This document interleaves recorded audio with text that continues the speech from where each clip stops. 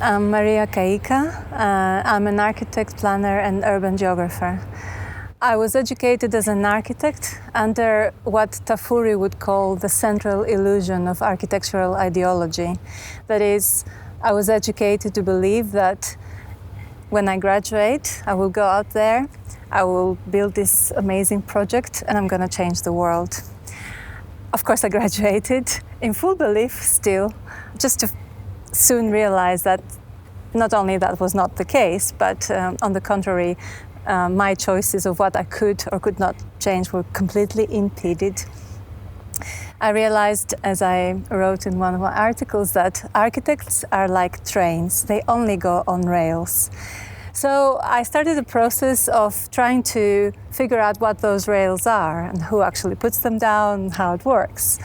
And to do that, I went into the world of urban geography, and never to return, I guess. That's not true. But I started trying to understand the processes that produce cities, in effect. However, as soon as I started investigating the usual suspects of urbanization, planners, architects, but also policymakers, capital flows, market relations, etc. And as I started looking into how urban form takes shape, I soon realized that there is one thing missing from our understanding of the urban, and that is urban natures, the environment. So I started trying to figure out what is the relationship between nature and the city. And following a long tradition of political ecology, I started trying to understand city and nature not as two distinct entities, but as hybrids. So the city is not, there's nothing unnatural about the city, and David Harvey has put it, there's nothing unnatural about New York. Cities are made of transformed nature, nature that has been processed and produced through the input of human labor and capital investment. So everything around us, this brick, it's fired earth. But this earth, for it to be fired, it takes human labor, it takes capital investment, it takes technology. So if we think about everything we see around us, from this brick to your garments to everything, as transformed nature, I started talking not about cities anymore, because city as such, I have problems with the definition of the city as such. I prefer to talk about the process of urbanization of nature. That is how, all this around us is nature transformed through human labor and capital. So this process of urbanization of nature is, this is what I call it, is central into the field that has developed over the last 15 years within geography mainly, which is called urban political ecology. And so urban political ecology not only sees the process of urbanization of nature, not only sees buildings and everything in cities as transformed nature, but also looks at the other way around. Think of an urban park. This is nature, right? Would you call that natural? Probably, most people would call that nature. We enjoy it as nature. It is, in our cognitive maps, it features as nature. However, if we start thinking of the process of producing an urban park, we actually figure out that there's nothing natural about an urban park. Anyone who wakes up early enough to walk through an urban park at 5, 6 o'clock in the morning will see all these people laboring, cutting trees, grass, putting in fertilizers, all this labor and capital being invested into making this urban piece look like nature. So in urban political ecology, it kind of blurs the boundaries between what is nature and what is city. Now, methodologically, urban political ecology also cuts through assumption of primacy, not only with respect to who are the primary suspects of making the urban. Instead of looking at the usual suspects like urban policymakers, as I mentioned before, planners, architects, institutions, in my work I try to see the world in a glass of water, for example, alongside other colleagues. that work on urban political ecology. So if you take a glass of water, a drop of water, so what I do is I follow the flow of this drop of water from my glass backwards into, the tap, into the pipes and networks and finally outside the city. Sometimes, depending on the city, this can be 500-600 kilometers away from my home, into the reservoirs and dams that harness water and turn it into this commodified, easy thing that I get out of the tap. But in order for me to perform that simple gesture every morning to turn my tap and get fresh, clean water, it takes all these networks and infrastructure and capital investment and labor to make that continuously performative. And this is also what urban political ecology looks at. So urban political ecology claims that it's impossible to understand the urban cities, their processes, without looking underneath and outside the urban, without looking at the hidden, invisible networks and social relations of production underneath the city and outside the city. Think of Las Vegas. It's an example I often like to use. It's a strip of very intense urbanization. It's just a strip of it in the middle of the desert. How is that possible? How is it possible to have all these flickering machines, lights, pools in the middle of the desert?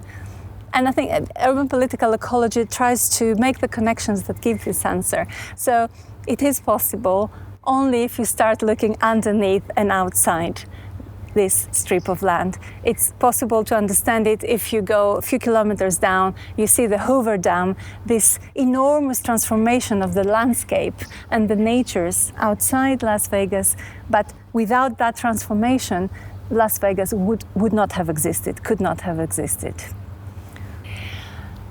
So addressing the political in urban political ecology, the political actually should be superfluous here because urban ecologies are political. The making and remaking and destruction of urban or non-urban natures, environments, people, livelihoods alike is a political process. Although the political in urban political ecology should, in an ideal world, be superfluous, it is necessary to put it in because these processes of turning natures into cities, of disempowering people through destroying their environments in order to have development elsewhere, these processes are becoming more and more depoliticized.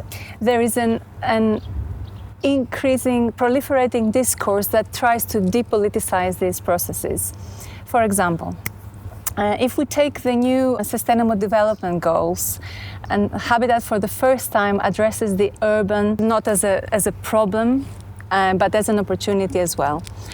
And the new Sustainable Development Goals talk about the need to add resilience, inclusiveness, and safety on top of sustainability. Now, if we look at what we have been pursuing over the last 30 years since the Brundtland Report with respect to sustainable cities, all the policy and academic and urban practitioners' efforts have been geared towards finding the best possible sustainability indicators that would capture what a sustainable city is about. What the pursuit of sustainability indicators for at least 20 years now, what this has led, we're only just starting documenting. We're only just starting documenting how San Francisco Bay Area, for example, has seen its sustainability indicators hit maximum at the same time when it was becoming the most unequal, uneven area in the US, one of the most unequal, uneven areas in the United States. We're only just beginning to document how Masdar Eco City, the love child of all of us who believed in post-carbon urbanization, etc., we're only just starting to document through academic work, which unfortunately takes a long time to research, but we're only just seeing how Masdar Eco City, for example, has based its pursuit of a green dream on semi-slave labor, undocumented and often uninsured migrant labor. Or take the other love child of many of those who believe in the possibility of an urban sustainability per se, smart cities, right? Smart cities are everywhere, smart technologies is what's the next big thing. Recently, it was very funny because when was it, May 2016, it was reported that some Dutch cities, including Amsterdam, are breaking EU standards for air quality. In May 2016, The Guardian reported a new smart technology, the tree Wi-Fi, which is a bird house that you can put on the tree in your neighborhood, and it monitors air quality, and it gives free Wi-Fi to passers-by, but only when air quality in Amsterdam is high. So you can actually see the level of air quality depending on whether you get free Wi-Fi or not. Is that a solution to air quality, to bad air quality? No, it's simple as that. But it's not just not a solution, it's actually part of the problem. Because if you were to do an urban political ecology analysis of the tree Wi-Fi, for example. And there's nothing wrong, I mean, I don't want to pick up on this particular thing. It's a wonderful, actually, invention. It's fantastic. But if you were to do a proper urban political ecology analysis of that particular invention or of any smart technology, so if we follow just one of the many components that make smart technologies possible, coltan. Coltan is an essential metallic ore that has to be in every mobile communication switchboard. So if we follow the life cycle of that, we see that 80% of the world's coltan is produced in Congo, and it's mined by hand under conditions that UN repeatedly reports to be semi-slave conditions that break all kind of international labor and human rights. So if you take full account of this, the full socio-environmental cycle of smart technologies, they are part of the problem. But we tend and continue to see them as part of the solution. So this is what urban political ecology does. It uncovers these kind of refined processes in the making of urban natures and urban environments. And it goes beyond the search for indicators of sustainability per se, actually. We must never forget that, smartly enough, we talk about sustainability instead of sustainable development these days, but the origin is sustainable development, and this is a contradiction in terms. You cannot keep on developing the same rate and try to be sustainable at the same time. And then all we can come up with is end-of-pipe solutions and smart technologies that will supposedly adjust the damage we do. So all of these sustainability or safety or other indicators, the best they can do is work as immunological practices. They vaccinate people and environments so that they can actually in the future take even more destruction. And consciously, that's what we're trying to do.